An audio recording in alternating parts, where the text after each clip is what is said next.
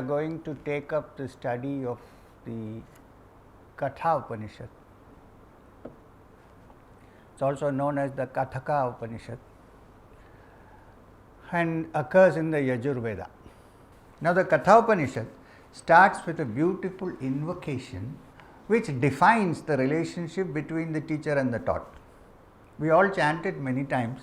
I am sure you must have heard it before many times. It starts with Sahana Vavatu, Sahano Bhunaktu, Sahaviryam Karavavahai, Tejasvinavaditamastu Vidvishavahai. Om Shanti, Shanti, Shanti. When there be peace. So, peace is the most important thing. So, peace, Shanti. So, now Sahana Vavatu, the key word to note in this particular invocation is Saha. Sahana Vavatu, which means both. You and I, not only me, but not only you, but you and I. Sahana Vavatu, may both of us be protected. Which means the teacher and the taught, if you like to put it, the taught and the teacher, if that is more important. I think it's more important.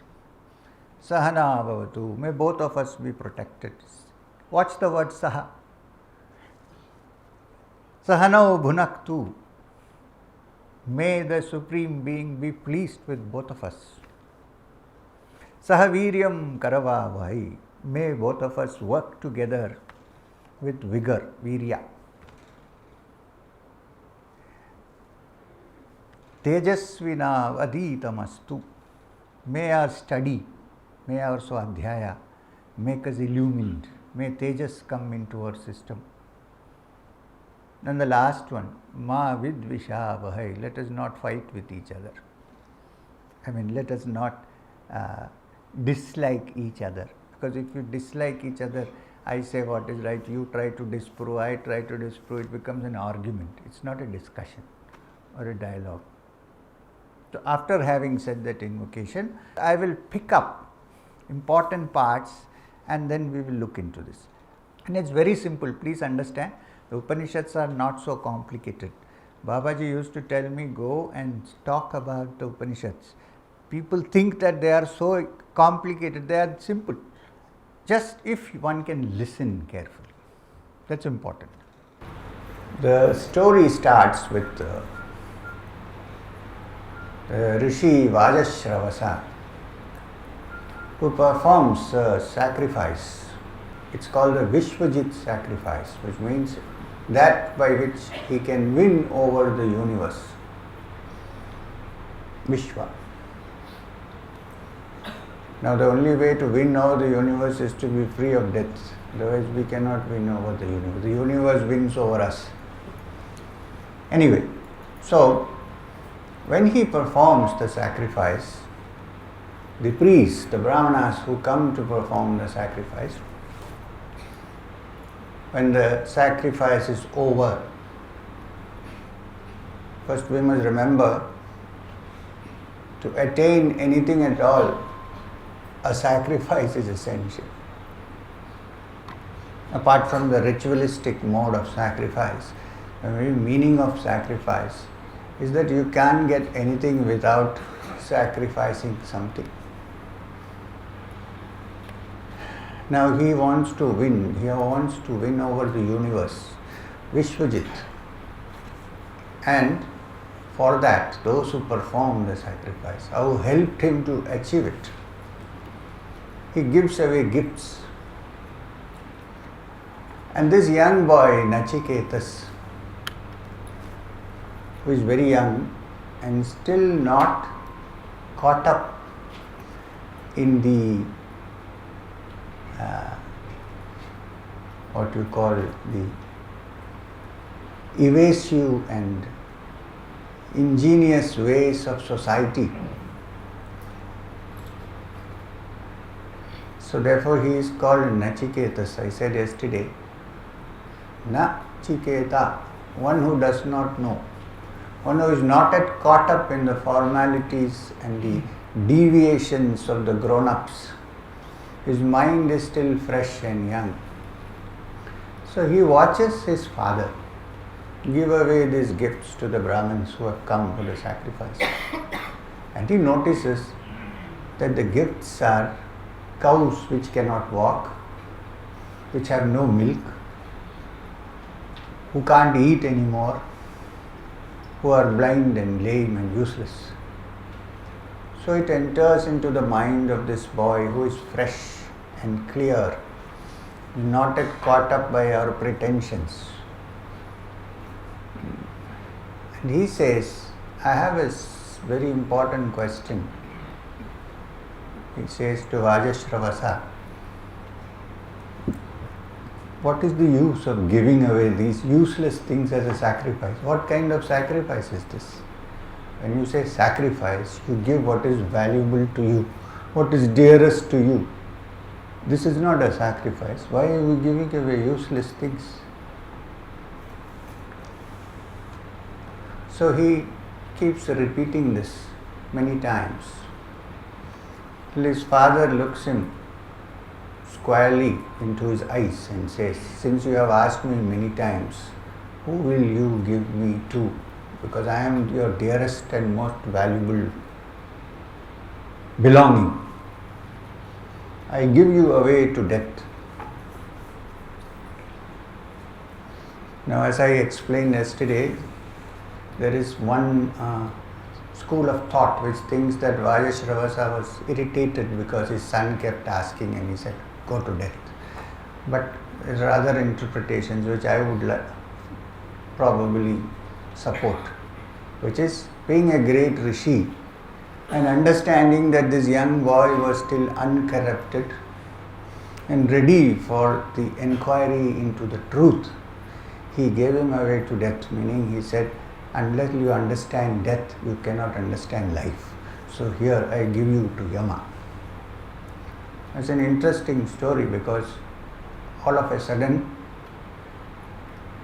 Netiquette finds himself in the kingdom of Yama, the Lord of Death.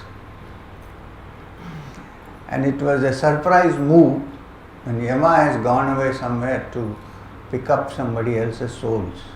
So he has to wait in Yama's consulting room, waiting room or whatever, for 3 days. Of course, there is no one to ask after him, so no food, no water. Yama comes back and is very perturbed that a boy whose face is shining, who seems to be like a seeker of the truth, who is coming from a distinguished family of rishis, has come and waited in my place for 3 days without nobody offering him water or food or giving him any respect. So it's a big crime. Can you imagine that even Yama thinks that there are some courtesies to be followed? We don't think. Even Yama, the Lord of Death, says, what a terrible thing that this guest has come and we haven't welcomed him. Atiti Devo Bhava. A guest is like God. So, he says, to compensate for this, please ask me for 3 boons and I will grant them to you. 3 boons meaning because he has been sitting for 3 days without food and water. So that's how the story proceeds. And the first boon, of course, that Nechiketas asks, he says, when I go back, may my father be pleased with me. May he sleep in peace and may he welcome me back as the same son who went across. Because when you, as I explained yesterday, sometimes when you have seen the truth, you change so much that even your father may not be able to recognize you. He says, may he recognize me and welcome me and be at peace with himself. Second boon, I have heard, says Nachiketas, that there is a world where one does not fear death, where sadness and pain don't come. The wise call it Swarga. Tell me, Is there a way to reach that? Teach me about that sacrifice by performing which one may reach that safe world where you don't appear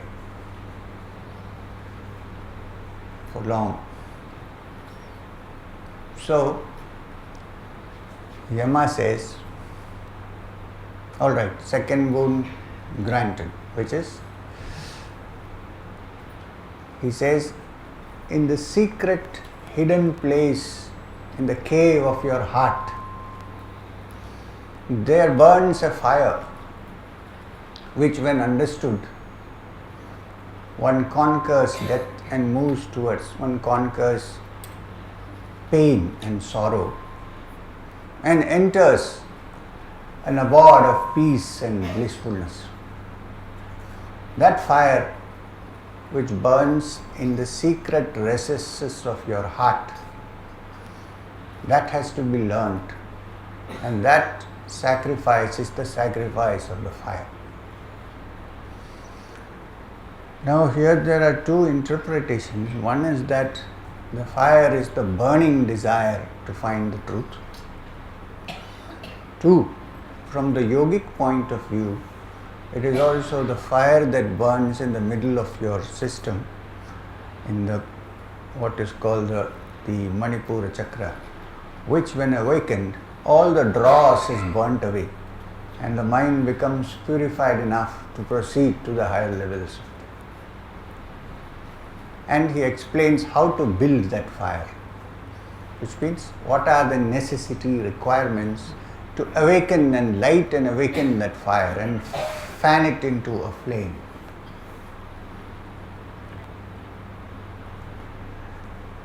And he grants him an additional boon. He says that fire shall henceforth, this sacrifice shall henceforth be named after you. It shall be called the Netiquette's fire. And anyone who performs the Netiquette's fire sacrifice moves towards that abode of peace and which is free from sorrow and pain. Granted. Then Netiquette says, I have a third wish, a third boon to ask. There is this thing called death. Some say when the man dies, he is no more. Some say he is. And this death is a constant threat that keeps coming in front of everyone. No one is free of it. Is there some way by which one can conquer this punarmrityu, he calls it, this coming back and dying again and going back? Is there some way to stop this cycle? Can we be ever free and not be afraid of this death with its terrible sting?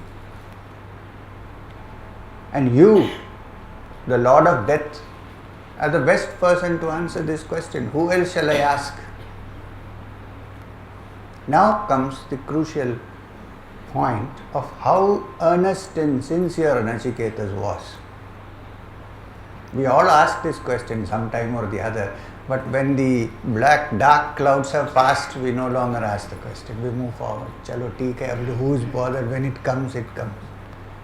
But for Nachiketas, like King Parikshit in the Bhagavat, who sits on the banks of the Ganga waiting for death to come, knowing that it comes in 7 days. Nachiketas feels that it can come at any time. He has himself now crossed into death to see what it is. When you say crossed into death, it means to die to all that you think is dear and near to you. Need not be physical. So he says, please answer me this question. Teach me how to touch that state. Teach me what is immortality. How can one be free of death? Can we be free at all? And you are the one to answer this question. Yama stresses him in many ways. He says, look, even the Devas of ancient times had this doubt. So don't ask me this question, ask me anything else, release me from this bond, because I have to answer this question. I said I will give you 3 boons. Then he says, take all the kingdoms in the world if you like. I'll hand it over to you on a platter.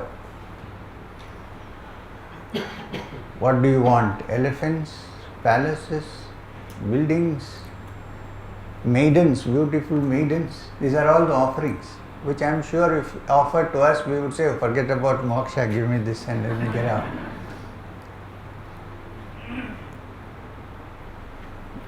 Of course, he offers elephants, but in today's terms, they are Mercs and BMWs and Rolls Royces.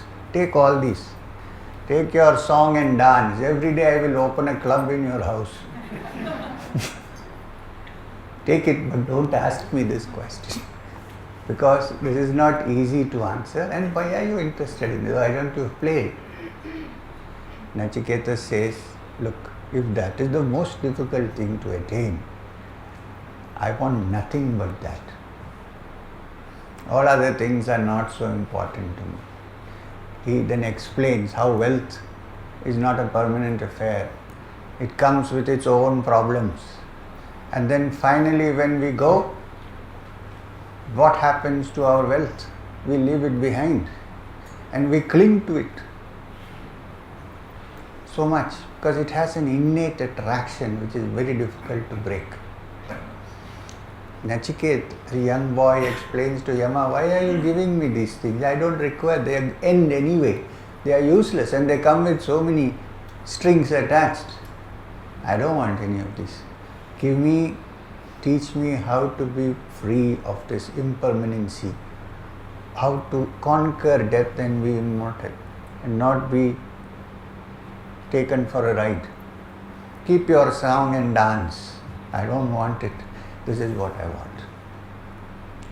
Yama, having tested him thoroughly, says, I think you are qualified to learn this secret, which even the Devas did not know and they had doubts about, and proceeds to explain.